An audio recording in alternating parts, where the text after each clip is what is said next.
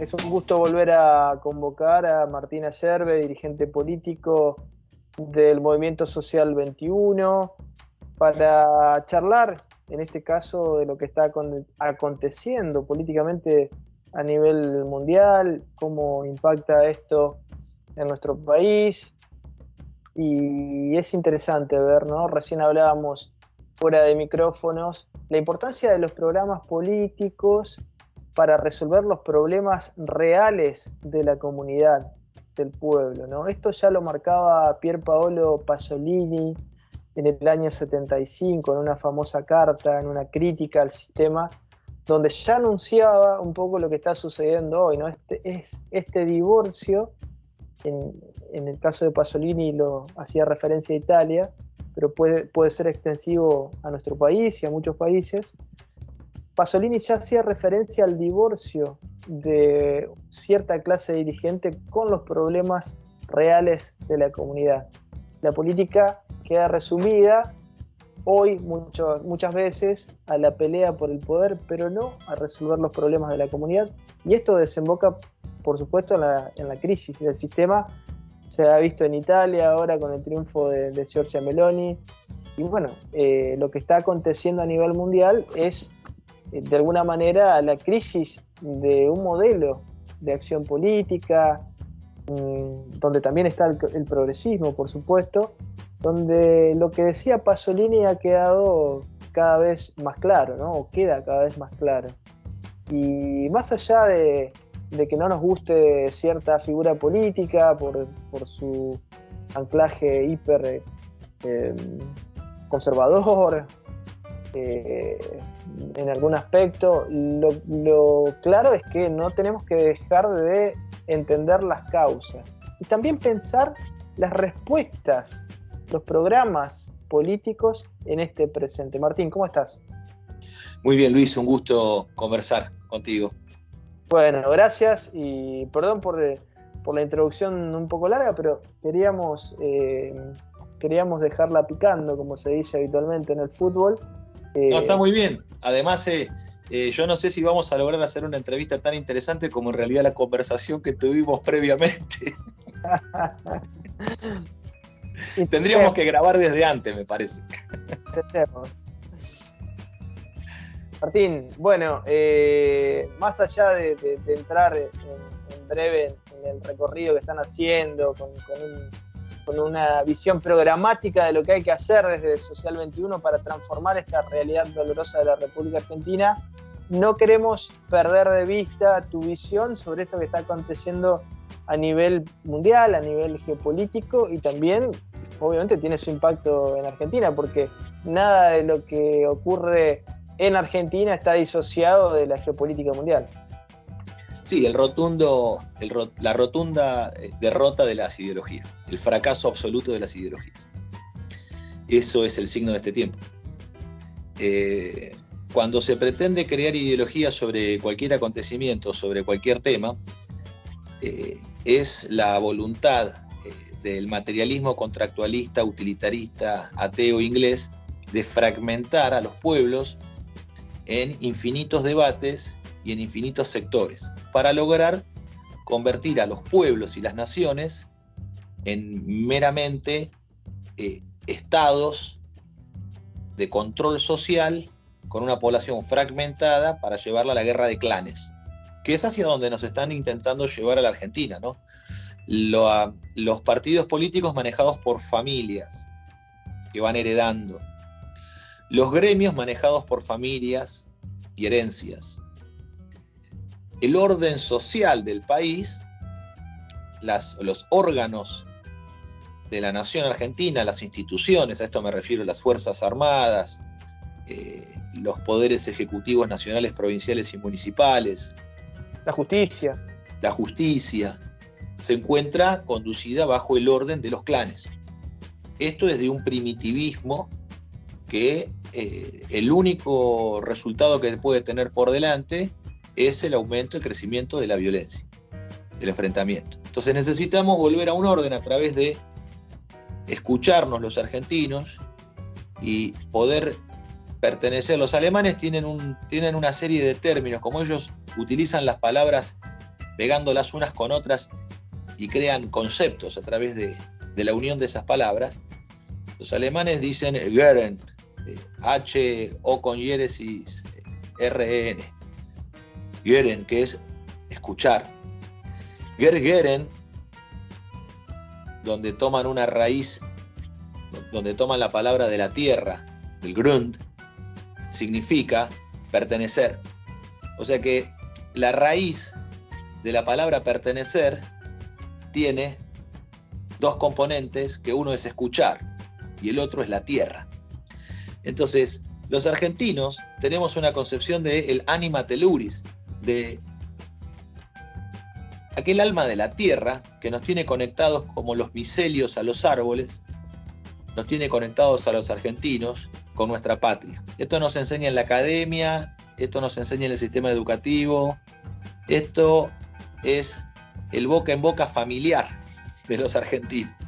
En el propio seno de la familia argentina, por más castigada que se encuentre, sigue existiendo el amor patrio, sigue la brasa encendida de la causa Malvinas y la necesidad de la resolución práctica de los problemas argentinos. Por eso, así como Pasolini en el 75 hizo su manifiesto, Perón en el 74, el 1 de mayo del 74, expresa que hay un modelo argentino para el proyecto nacional. Este modelo argentino está determinado por nuestra propia tradición e historia. Entonces, nosotros nos tenemos que aproximar a esas verdades que por simples no significa que sean menos potentes. En realidad, lo simple, decía el propio Perón, promete éxito.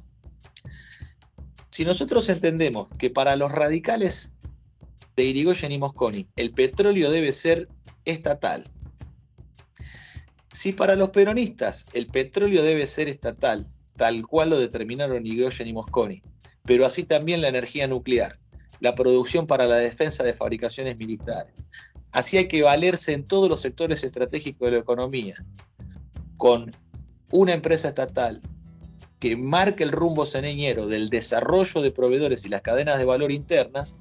Esa es la manera argentina y simple, sin demasiada discusión y sin ponerse nerviosos, de salir de la división internacional del trabajo. Pero Martín, va más allá de un debate ideológico, es un sentido práctico. Martín, ya que mencionaste el modelo argentino para el proyecto nacional de 1974, es muy interesante porque lo que expresa ese momento de la historia nacional es el aprendizaje de Balbín y de Perón, porque el pacto social es el pacto de Balbín y Perón, de Perón y Balbín, que aprendieron, ¿no?, después de casi 2 décadas, a retomar la hermandad, ¿no? Aprendieron de sus viejos errores, ¿no? Porque no olvidemos que Perón lo puso preso a Balbín, ¿no? Lo encarceló a Balbín en su momento, o el Poder Ejecutivo, digamos, en aquel entonces. Y el peronismo Perón advierte, ¿no?, en ese momento de la historia, la necesidad de unión. Hoy es un momento de unión, por eso menciono esto, porque hoy es un momento donde más que nunca necesitamos la unión, ¿no? No que seamos iguales, porque no lo somos, afortunadamente, somos individuos, pero sí unidad para llegar a un camino común, ¿no? El aglutinante de la unión es escuchar. Porque si dejamos de escucharnos, no hay posibilidad de que modifiquemos la posición en la cual estamos abrazados. Entonces, tiene que haber la posibilidad de revisión de cada uno de nosotros, si es que verdaderamente estamos en lo cierto o no sobre aquello que creemos. Hay que repasar, sí, seguro. Ahora, hay viejas verdades argentinas que merecen volverse a poner a prueba. Entonces, en este caso simple del ejemplo del petróleo, nosotros podemos determinar que las dos fuerzas nacionales, porque la izquierda y la derecha en la Argentina son internacionales y por eso el argentino no les tiene demasiada confianza. Entonces, no importa lo mal que esté la Unión Cívica Radical o lo mal que esté el peronismo, pero el pueblo siempre vuelve allí. Y eso tiene que ver porque fueron los grandes partidos nacionales que verdaderamente representaron la nacionalidad. Entonces, Allí tenemos las dos fuerzas mayoritarias del país. Eso condensa el 85% de la opinión política de los argentinos. El campo está ahí. Entonces nosotros lo que tenemos que recuperar es a los radicales de Irigoyen y a los peronistas de Perón. No a sus intérpretes, o a sus manipuladores, o a los que los trasvisten con pilchas extranjeras y con ideas importadas. Entonces, en el modelo argentino para el desarrollo, para un proyecto de liberación nacional, nosotros estamos determinando que las empresas del Estado son necesarias porque se constituyen como nación en armas en la defensa del trabajo argentino. No es porque seamos estatistas ideológicos, como algunos pueden equivocarse sobre nuestra expresión. No es por ideología. Es porque si no, nosotros no podemos garantizar que las cadenas de valor hacia la pequeña y mediana empresa se desarrollen, porque no hay manera de obligar a la multinacional de hacerlo. Fíjense lo que es la industria automotriz, que importa 8 de cada 10 vehículos que se venden en el país. Tampoco hay posibilidad de que nosotros tengamos las cadenas de valor desde la propia extracción mineral, porque en este modelo argentino de división internacional, en donde está la Argentina en la división internacional del trabajo, no es posible siquiera que hagamos la propia cadena de valor mineral. Entonces, hay países que tienen dificultades, como en el caso de Japón, porque no tiene reservas de carbón ni reservas de mineral de hierro. Sin embargo, es el mayor productor de acero mundial. Ahora, nosotros tenemos las fuentes minerales de hierro, de carbón y piedra caliza. Entonces, ¿qué estamos planteando?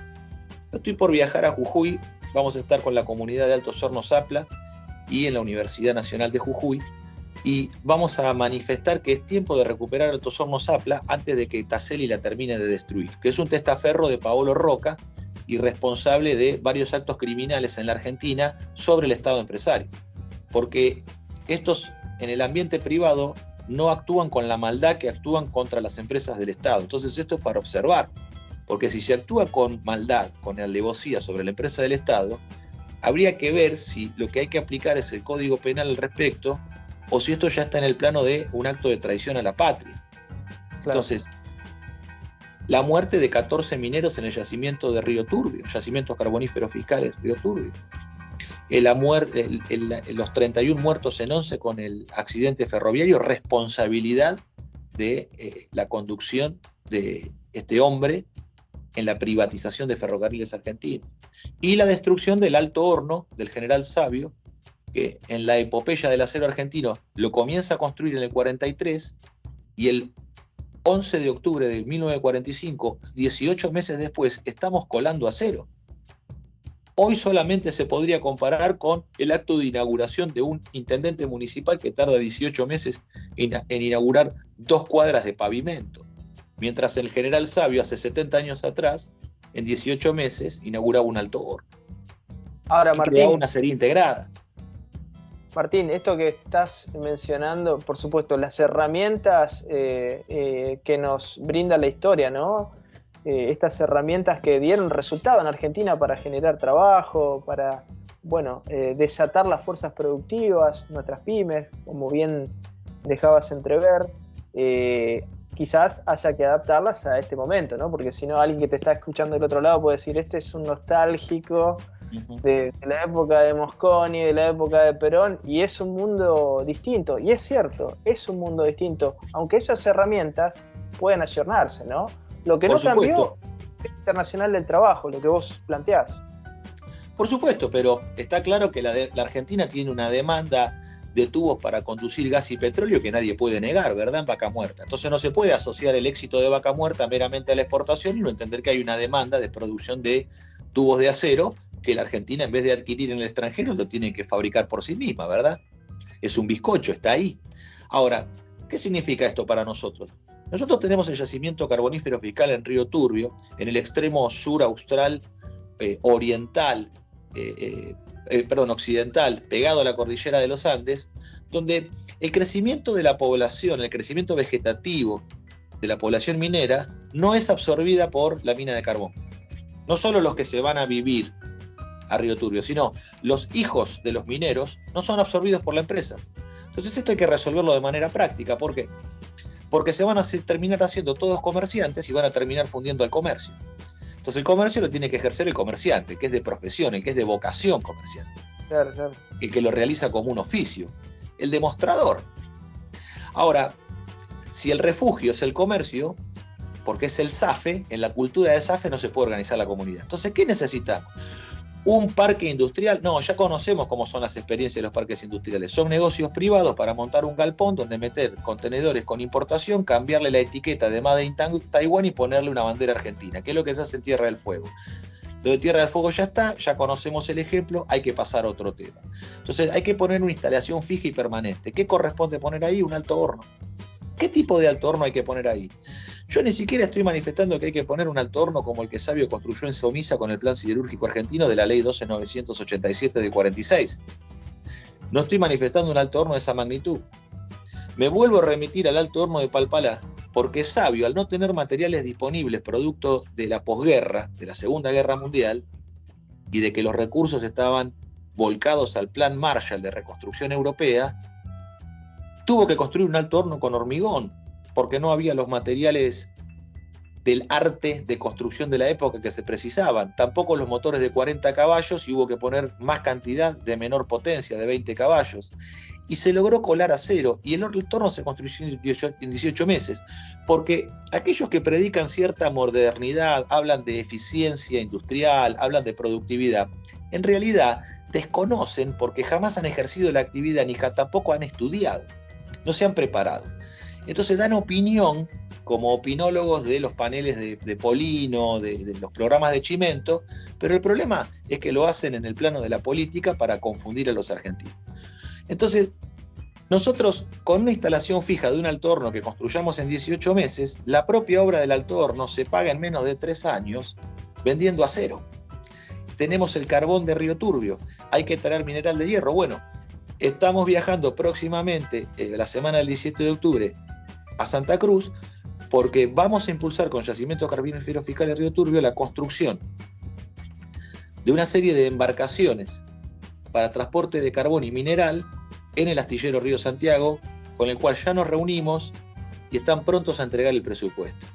Entonces, tiene que haber una línea marítima que una Punta Loyola, en la región de Río Gallegos en Santa Cruz, para sacar el carbón mineral con el ferrocarril industrial que une Río Turbio con Loyola, y de allí llevar a San Nicolás, a la termoeléctrica de San Nicolás, a la termoeléctrica Central Puerto de Buenos Aires y a la termoeléctrica de Santa Fe, un carbón que tiene menor cantidad de azufre que el fuel oil o el gasoil que se queman en esas centrales.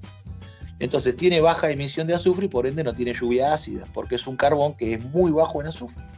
Entonces es absolutamente conveniente para las necesidades del país y reservar los combustibles para la producción agrícola. No podemos estar quemando gasoil en una central termoeléctrica cuando necesitamos el gasoil para el campo.